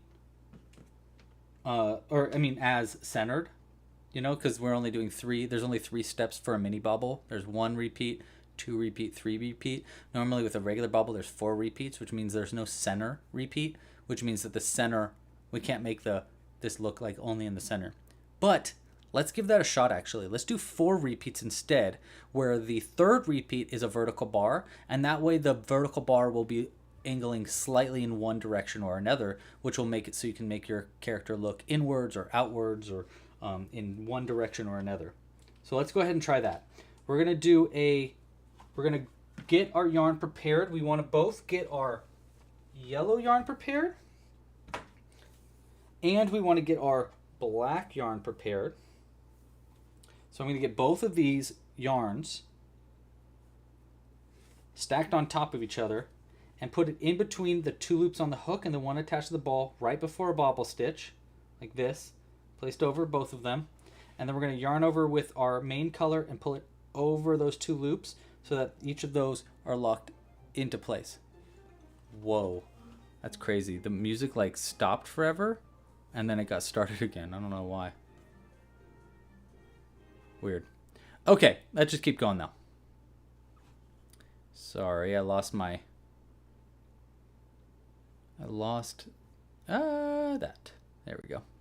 Okay, so our vertical bar here. We're going to do our first 2 with yellow. So we're going to yarn over with yellow, go into the next stitch, and we're going to do 2 bobble repeats with yellow. There's 1 and 2 with our yellow. And then we're going to switch over to our black yarn for our next repeat. So I'm going to yarn over with our black yarn, and we're going to do a repeat just in black. Like that. Now we're going to switch back over to our yellow yarn, and we're going to do 1 repeat in our yellow yarn. And what we should end up with, we're going to switch over now to cyan and pull through all of our loops in cyan here. So I only did 1 repeat in our black, whereas the 2 first were in yellow. And let me do a single crochet in the next stitch right here, and we'll cut our yarn. And you can kind of see how it's going to be that same thing, but now it's looking slightly to the right. So you can kind of make, you know those cats where the eyes like those old clocks where where the cats kind of like look in different directions. That's kind of what you can do by doing this with a bobble stitch, with a classic bobble rather than with a mini bobble. So you can kind of see how that looks different. So he's kind of like looking in a direction. Okay, so those are vertical bars. Really can be useful in your crochet, especially if you want to make eyes for your amigurumi that aren't utilizing safety eyes, which is going to be really important when you're making things for like babies, for example, when you don't really want to use safety eyes. You want to keep it all yarn and so that nothing comes apart. Useful in situations like that.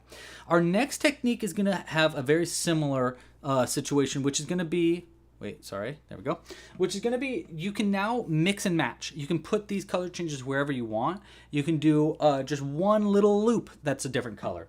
And that's what we're going to do in just a second to make this right here. And it doesn't look like the best eye, I will be honest. We're going to try to make it look a little bit better than the example that I did here. But you can see only one loop. I did a mini bobble here, and only the second step 1.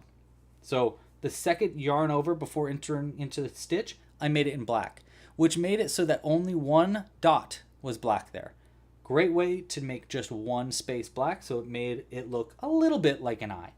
Probably not my favorite way to make eyes, to be honest, but it does work, and and it's a great example of how you can use these color changes in just one specific spot or a few little spots to make different variations of these color changes within the Bobble Stitch.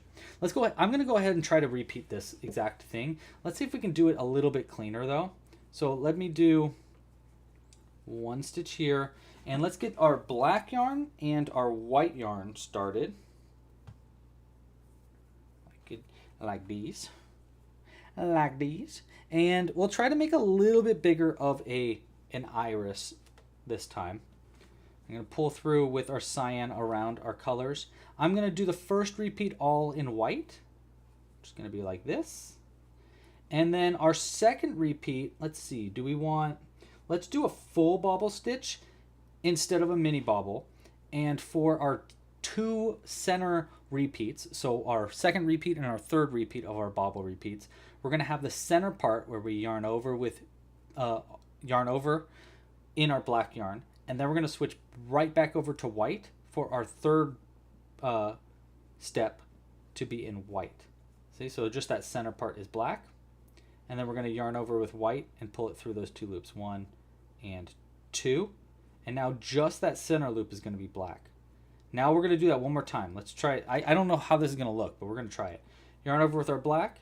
We're going to switch back over to our white, and we're going to do our second repeat in the exact same way so that we have 2 loops there in black. Oh, I don't know if this is going to look really the way I want it to, but that's okay. We're going to do one last repeat here in white, all in white. And let's see what monstrous eye we've created here. This is definitely going to look alien to me, which honestly could be super useful. Okay, so there's our repeats. Let's do our single crochet around those colors right there, and let's look at this creation. Creation is a nice way to say what? So it does look a little wild and crazy there. Not exactly what we were looking for, but that's okay. It just shows how you can use those color changes in different parts of your amigurumi. Okay, so that's how to do color changes in your crochet. Now, before we continue to our last part of today's tutorial, let's talk about the different types of utilities and uses for some of the stitches that we have learned. So, the first is going to be bumps and spots, which we kind of looked at already. So that's going to be, you can use bobble stitches to make little bumps at the top of your piece, or spots on the top of a mushroom. Another good example of that would be our little dots on the back of our ankylosaurus here are a great way. Look here, see these bumps on the back here? These are also bobble stitches. So it's a great example of how you can utilize those bumps and spots in, or use bobble stitches to make bumps and spots in your piece. Next up for utilities would be noses, fingers, and toes, which we've also looked at.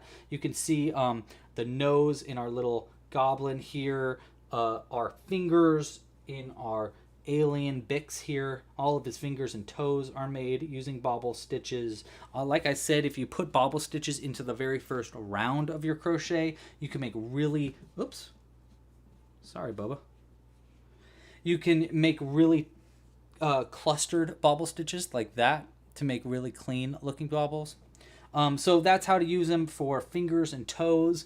Really clutch. Great suggestion, Christina. Nostrils, super useful for making little nostrils in your crochet. So if you wanted to have like 2 bobbles, I mean, I can even see it being like you would have, I could imagine you do a bobble stitch, regular bobble stitch with 2, maybe this is a regular bobble stitch with 2 bumps on either side, and you can make this nose where you got 1 big bobble and then 2 little ones on either side, so it looks like a nose with 2 nostrils. So really useful for making noses, fingers, and toeses. And then last up, legs and arms, which we've kind of looked at as well. So full on arms or legs of your pieces. You can see on my little bonimals here, we got big legs that are made with bobble stitches. Same thing with all my pod people. I do bobble stitches for all of our legs and our arms. Here we have Thanos here. He's got a thumb that's made with bobble stitches and his two little legs there at the bottom. So yeah, legs, arms, great use of bobble stitches. Okay, so those are some really good uses and utilities, but probably the best use of bobble stitches, at least for me recently. This is kind of a new thing that I've been getting really into. It's kind of starting to become part of my style, is to use bobble stitches to make eyes. Bobble eyes are clutch. I love making bobble eyes. I think it looks really cute. It makes it really easy to add eyes. Here I have an example piece. I know this guy looks kind of crazy, but like a bunch of different ways that you can make eyes for your amigurumi using your bobble stitch, and this is what we're going to be learning in just a moment. So as you can see, you can use it for so many different kinds of eyes. I use it all the time for my little pigeons. I use it for my pet rocks. Pretty much anything where I want to add eyes now, I consider using a bobble stitch for eyes before I do anything else. Now the problem with adding bobble stitches for eyes is that you need to know where your eye is going to be before adding it. You know, obviously you can't add the bobble stitch after it's already made and sewn closed. So that is something really important to note, is that you need to know where you're going to want to put your eyes before you put your eyes there. But if you do know, it's a great way to make a cartoony looking eye in a very easy way. So I have a piece here where I've already made a bunch of bobble stitches only in white. So I've already made our bobble stitches in white here, and I'm going to show you a bunch of different ways to add your eyes in. So the first thing we're going to learn is adding safety eyes to your pieces, so into your bobble stitches themselves. It depends on the size of your bobble stitch, but you can basically put your safety eye into a bunch of different spots. If you don't know what a safety eye is, by the way, safety eyes are usually how I'm adding eyes to my amigurumi. They look like these. They're little plastic locking bits and bops. There are two parts of it. Take one of those out real quick. And we have the eye part, which looks like this with this little locking bit at the back. This is the part that goes into the body of your crochet. And then you have a little locking mechanism that actually goes on the back of your eye like that to lock everything into place. To place this into the eye, there's a bunch of different ways to do it. There's really only so many different sizes that I like to use of safety eyes when I'm adding into eyes. 6mm, which is what you're looking at right now, these really tiny eyes, these are great for bumps. You can also do them in mini bobbles as well, but when you put a 6mm eye into a mini bobble rather than a bump, you're going to have much more white than you do black. So this right here is that example. So this is a mini bobble stitch with a 6mm eye put into it. So you can see there's a lot of white around one little eye there. This, actually, you know, this one right here is a bump with a 6mm eye in it. You can see, because it's such a much smaller eye there, it looks a little bit cuter, a little bit more cartoony, a little less creepy. This kind of gives me creepy vibes. This gives me more cartoony vibes. And you can also see that they're placed in two different spots in the bobble stitches. So let's look at that. When you're putting a bobble or a safety eye into a bump, there are basically like many different spots you can put them into a bump or into any of the stitches. So you can kind of look here. This is a mini bobble. I'll show you on bump in a second. In a mini bobble, we would place the eye in between the repeats. So see, you have 3 repeats. We got this is the first repeat right here, and we'd put an eye in between the first and second repeat, which we're going to do in a second. Or you could go into the third, between the third and the fourth repeat right there. For a bump, you can put it right in between the 2 repeats because you have 2 repeats in a bump. So you can go right into the center of the eye right there, which will have it looking essentially like straight up, straight in front. Or you can actually go in between any of the stitches. I find that these eyes look best in between this stitch right there. So in between the bottom of either the first repeat or the second repeat right there is where I really like to put it. But you can kind of put it anywhere depending on how you want your eye to be looking. I want this eye to be looking this way, maybe. So I'm going to go in between this stitch right there, and I'm going to take my needle, place it in between that stitch, And what we want to do now is we want to create a space. Just like space for the eye to go in. So you can kind of see it already kind of created a space by just using my needle there. If you want it to be, if you need it to be a bigger space, use a crochet hook and go into that spot and just wiggle that in and then kind of like softly scoop it out and you'll create this big opening in the eye. That's going to be important because that's where we're going to place our our eye itself. So we're going to take our eye, go into that space, and once you place it into its location, I just wiggle it and it finds its way into the back of our crochet. If you're having a difficult time there, which you definitely might, you might want to create more of a space before adding your eye. You can kind of pry this in and you might end up actually going over stitches and stuff, so you might need to help get this eye in by using your needle to kind of get around threads of the inside there. But you can kind of see how that looks on the outside there. And then we could just lock it into place on the back like this, and we'll just lock that into place, and then there we go. We got one of our eyes in. You can kind of see he's kind of looking up and diagonally. Now there isn't, we would love to have some white on this side of the eye, and technically there is white that we can work with. So what we can do instead, or to make it a little more pronounced, is we take our needle here, just kind of like pry the white from under the eye a little bit, and it will give us some white on the other side of the eye, which will make it look a little bit cuter. So that's just something I've noticed, is that if you can get white on every side of the eye, even if it's just a little bit like that, it makes it look a little bit better. Just something I've noticed. Let's do another one of these eyes into the center of this mini bobble right here. So this is our mini bobble stitch. There's multiple different spots to put it. Let's go ahead and grab, let's do 8mm eyes so we can see what those look like. So this one's going to be 8mm, and then I'll also grab one that's 10mm. We'll do one of each.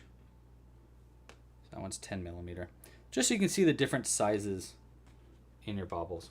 So let's start with our 8mm. I'm going to go, we have 2 mini bobbles here. I want to have our eyes both looking inwards so that he's looking a little bit cross-eyed. So what we're going to do is we're going to take our crochet hook, and for our first eye, because I want it pointing in this way, we're going to go in between the second and third repeat. I'm going to take my crochet hook here, go in between the second and third repeat with my crochet hook, just like that, and we're just going to wiggle our way in like this, and it's going to create a space like that. Just a little bit of a space. We'll take our 8mm first, place it in between those, and wiggle, wiggle, wiggle in on the inside like that, and then we can lock it into place like this. Bloop. There we go. And did kind of like pull our eye in, so I always like to tweak this before I say that this eye is complete. So I want a little bit more white on this side of the eye, so I'm going to kind of like tweak it over a little bit, and then a little bit less on this side of the eye, so I'm going to kind of tuck some white on the inside right there, like that. All right, that's pretty good. There we go. See, so I pulled more white on this side so it looked a little bit more internally. But like I said, you can kind of put it wherever you want there. So there's an 8mm eye in there. And then we can do a 10mm eye, and we're going to do it on the opposite side this time. So we're going to go in between the first and second repeat right here.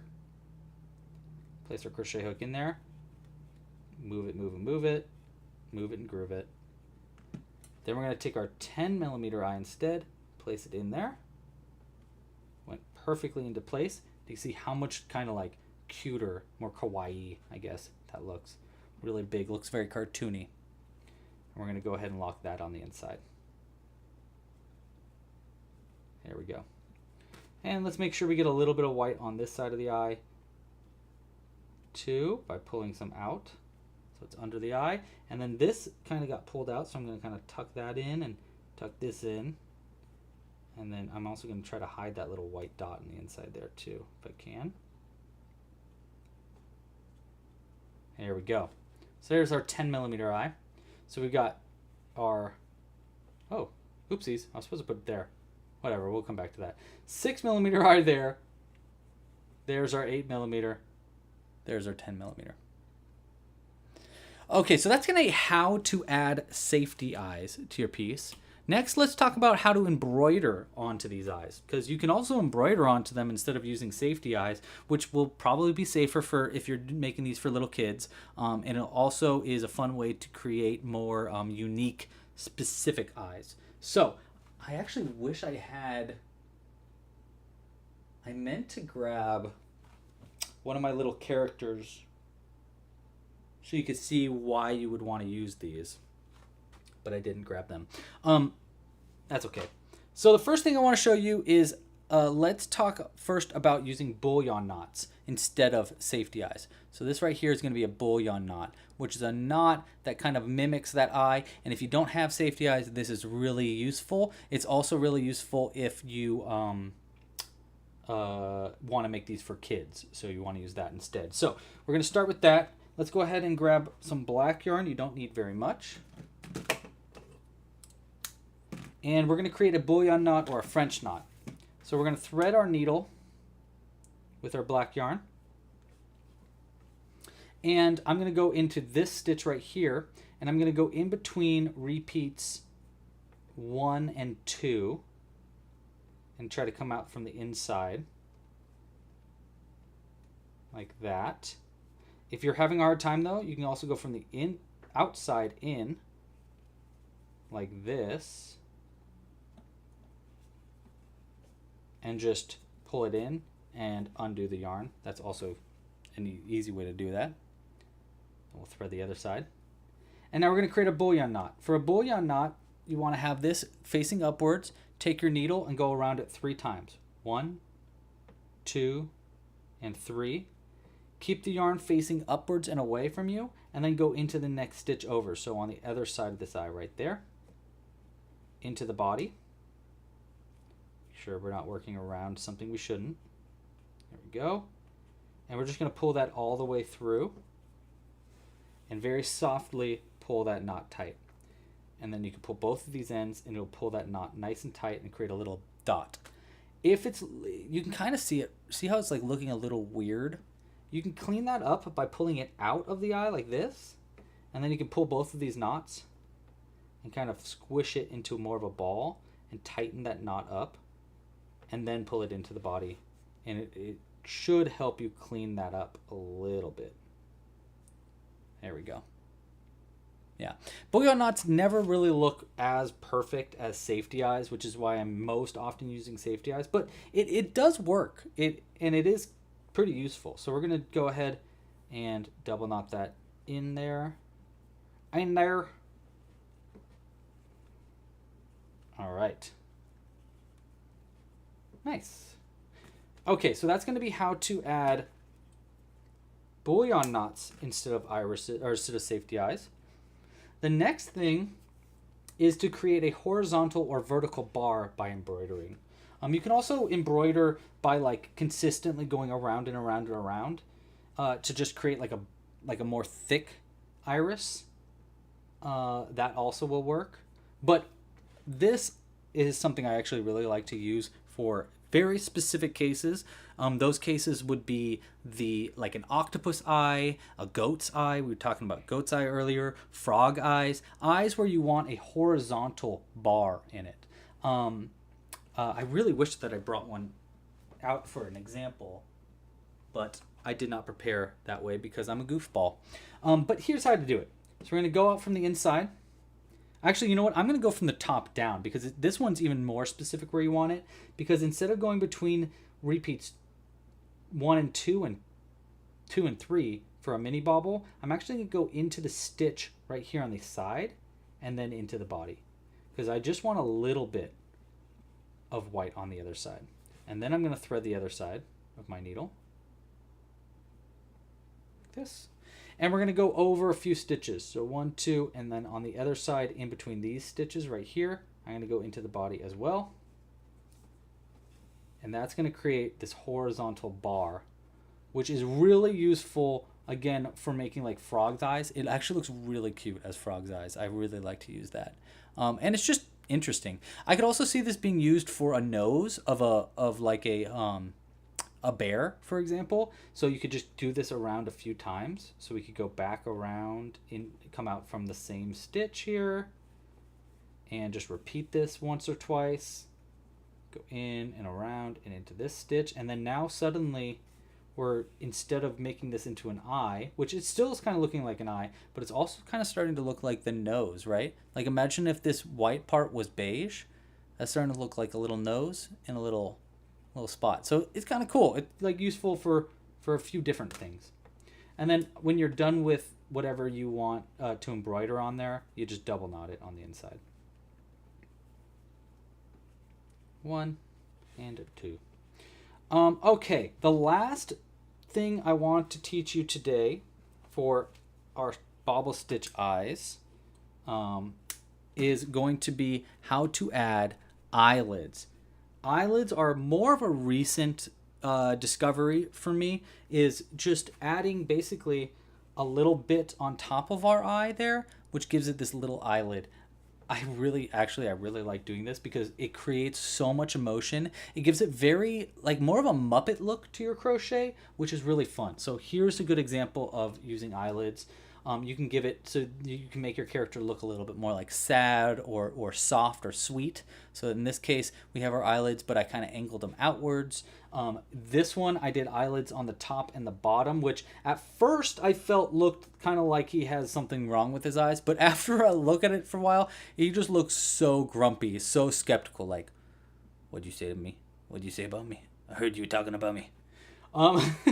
So I really like using eyelids for different things like that. It's pretty fun to do. So let's go ahead and show you how to make an eyelid. An eyelid's going to be made separately and then sewn on after the fact. So we're going to take yarn. I always want to make my eyelids in a complementary color.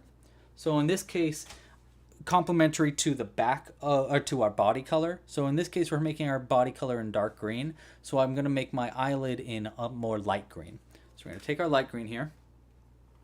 And to make our eyelid, we're going to basically do a magic loop, and we're going to crochet anywhere between 3 and 4 stitches into a magic loop. So we're going to start with our magic loop as normal, and I'm going to do 4 loops of this. I've done it with 3. It looks okay with 3. This one was done with 3, but I found that you can sometimes have a little white at the top if you do 3, because they're just small enough.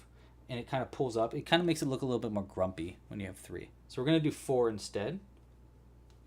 So 1, 2, 3, and 4. And what this is basically doing is it's creating a half circle.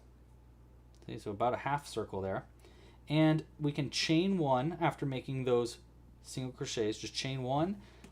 You want a somewhat long end, about that long, and then just pull that all the way through like this. And this is what we're going to be sewing over the eyelid. So you want to do this over the eye. You want to do this before you sew anything closed, by the way. Always want to do this before you sew anything closed. Okay, so we're going to take these 2 ends here, and this is how you're going to sew these eyes on. There's going to be 2 ends. There's going to be one from the side of our half circle and one from the very center. You want to start by threading the center one on your needle first.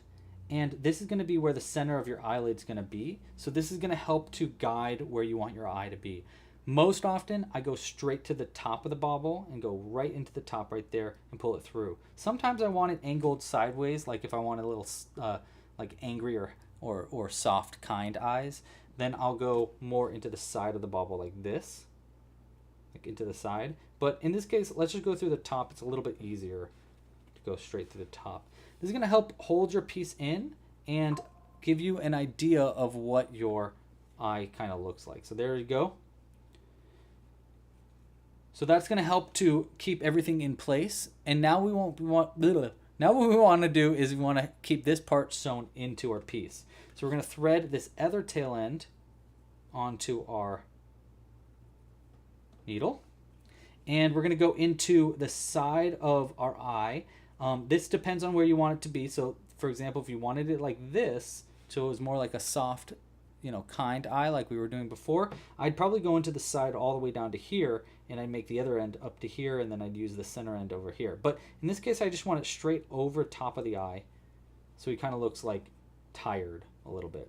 So we're going to go into the side of the eye right here, and I want to pull this tight enough to kind of pull that knot on the inside. So I'm going to pull it just tight enough. You can see on the inside, I'm going to kind of like scoop my yarn in there so that a little bit of that knot is getting pulled in. And we're going to take, oops, there we go. We're going to take our needle, and I'm going to come out through the other side of the eye, right next to the safety eye, right there.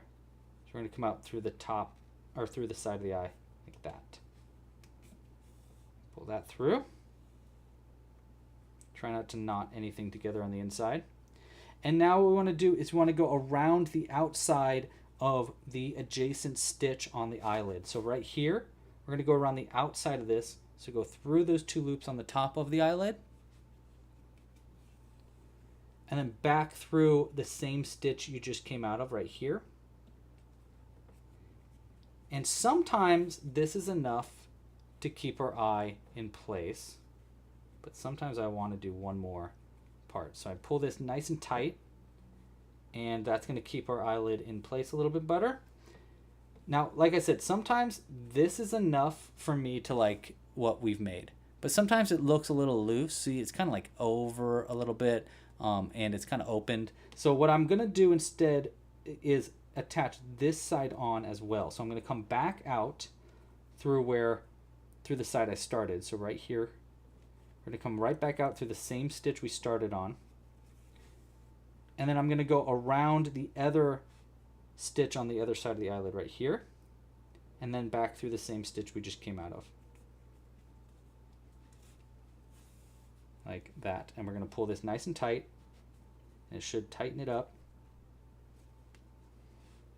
And there we have a little eyelid for our crochet. The last thing that I like to do, not super necessary, but something that's kind of fun, is you can also add an under eyelid with the extra thread here. You can either sew on another eyelid if you want to make an under eyelid, or if you just want to make, like this character's looking a little tired, I'm going to come in through the side of the bottom of the eye, like that. And we're just going to go around the bottom into the other side, like this. And this will just embroider a little strand of yarn at the bottom of our eye, which will kind of look like an under eye, which will make our character's eye look really tired. Like, oh man, I could really use a nap. And then you just double knot these 2 ends together, and we will have our eyes. 1 and a 2. All right. You can cut that nice and close. And this can be a little tedious to add our eyelids, but like I said, it does create a pretty cute and unique look for amigurumi that I haven't really seen ever used around before. So it also depends how big you want your safety eye to be. That's going to help to give the look that you want. So always think about your safety eye size before you add on the eyelid, because you can't really undo this. Okay, I think that's everything for Bobble Stitch eyes and Bobble Stitches in general. We've gone through quite a lot here. We have talked about our different size Bobble Stitches, from our little bumps to our bulky bobbles. We've learned some alternative stitches, our popcorn stitches, our puff stitches, our bean stitches with a little loop out. We've learned some advanced techniques like our spiked bobble, our double spiked bobble, working into the round above it. We've learned how to do different kinds of color changes too, how to make little cat eyes, how to do color changes in different parts. And then finally, we went through learning how to use bobble stitches for all kinds of different kinds of eyes. I would say that is probably the most detailed bobble stitch tutorial I can imagine. But if you have any questions now, please let me know. Any questions at all, let me know in the chat of either the YouTube video or our Zoom. If you have questions and would like to raise your hand, you totally can. But if you don't have questions, that's totally okay too. Whatever we want. I'll just give a little bit of time to save for our questions. Oh my gosh, looking at the Zoom right now in our people in our Zoom. Cooper, you look wild. If you don't know, Cooper is in a Halloween outfit in our Zoom, and so he did like Uncanny Valley makeup and looks just wild. All right, do we have any questions in the chat today? Looks not. That's all right. If you have questions after today's workshop, feel free to let us know in the comments down below of this video. You'll also be able to reach this video on the page, on the web page. It'll look like this. And on that page, you obviously will be able to access the video tutorial. This is currently a little broken. We're fixing that this weekend. But tomorrow we're going to be going through different techniques here, and you're going to be able to comment if you want to. You can scroll all the way down to the bottom. You can comment down here. We already got one comment. Great. And then you can also comment on the YouTube video itself at... if you want to view the YouTube video, you can click into this, and then you can actually click into the video itself. Oh, look at that. We're looking at what we currently are looking at. Okay. Woo. Making noise. All right. Why isn't it going away now? Hold on. All right, we're just going to pull it. I broke it. I broke everything. Okay, we're going to do that. Will that go away? Of course it won't. Of course I completely broke everything. All right, 1 second. Snoop. And back to the main. Please. Whoa, that's not what I meant to do. All right, cool. I'm glad I broke this right at the end, though. At least we got through the main tutorial part. Because we're not getting back to our main part for some reason, let me just tell you, thank you so much for joining. And yes, I broke the internet. I absolutely did break the internet. What I wanted to say, though, if I can get it back, which I can't because everything broke apart.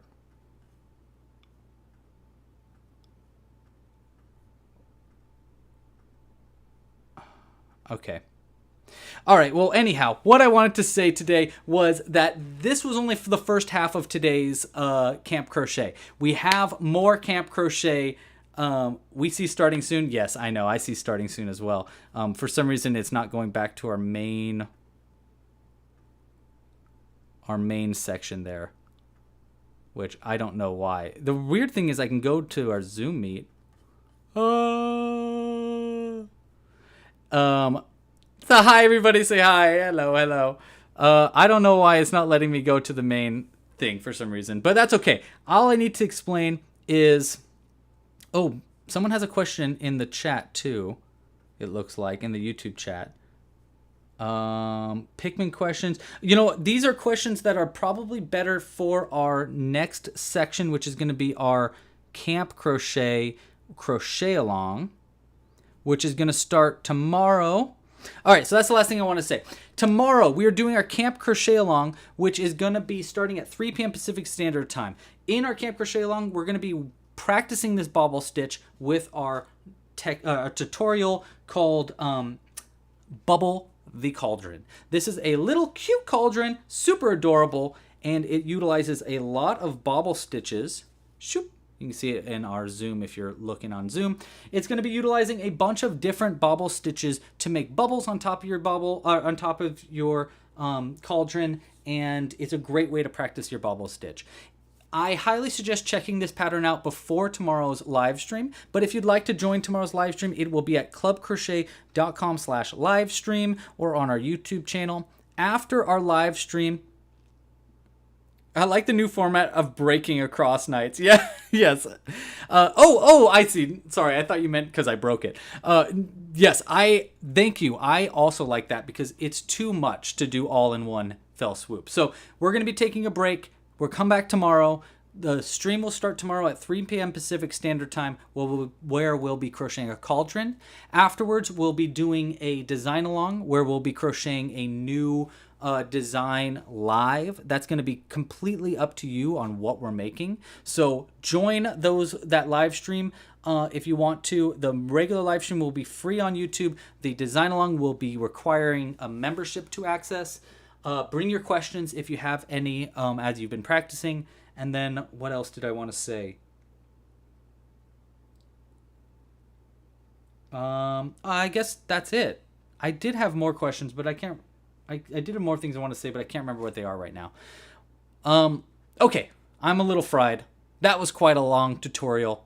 Thank you guys so much for joining. I really hope you enjoyed it. I really hope I answered as much questions as I could. Again, bring any questions that you might have later, and thank you guys so much for watching. Pasta la pizza. Happy hooking, and I'll see you tomorrow. Bye, everybody. See you tomorrow. Thank you, Christina. Thank you.